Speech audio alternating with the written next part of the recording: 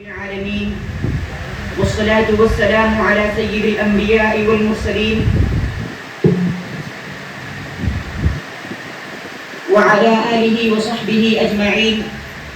أما بعد، أيها المستمعون الكرام، حديث اليوم حديث تستلذه الأسماع وتهفو به الأفئدة وتجثو عنده العواطف. حديث اليوم في سيرة تتقاصر دونها السير وصفات لا تدانيها الأوصاف. إنه لمحات ونفحات تعبط من صفات الرسول المصطفى وشمائل الحبيب المجتبى صلى الله عليه وسلم.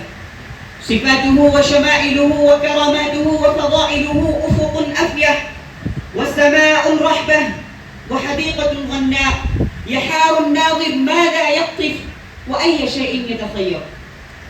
أيها المستمعون الكرام، ومع إيماننا بأنه بشر مخلوق، إلا أن الله تبارك وتعالى جمله وكمله وطيبه خلقا وخلقا وجمع له الفضائل كلها نسقا متسقا.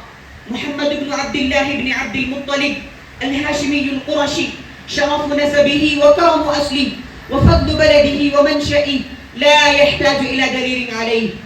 أسبغ الله عليه من الحسن والجمال في منظره ومخبره وخلقه وخلقه ما جعله آية في الكمال والجمال.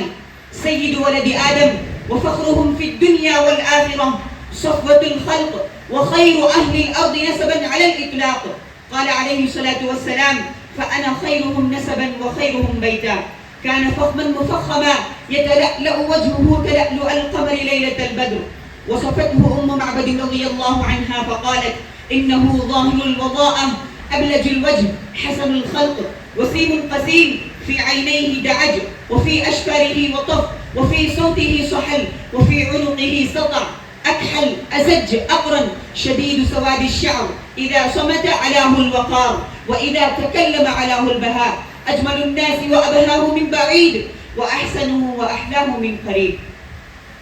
رفع الله ذكره وأعلى شأنه، معجزاته باهرة ودلائله ظاهرة، منصور بالرعب مغفور الذنب كريم النفس سخي اليد رقيق القلب مليء بالرحمة، كامل العقل سامي الأخلاق لين الجانب، سامي الأخلاق لين الجانب دائم البشر. لقد جاء بالصدق وجاهد بالحق وجالد بالصبر وجادل بالحجج وأبلغ في البيان، فكان رسول الله الأعظم ونبي البلاغ وقائد المعركة وإمام التشريع. فهو الذي تم معناه وصورته ثم اصطفاه حبيبا بارئ النسم، منزه عن شريك في محاسنه فجوهر الحسن فيه غير منقسم. هذا الحبيب يا محب، وهذه بعض القطوف من شمائل النبي الرؤوف، بحر من الحب لا ساحل له وفضاء من الخير لا منتهى له.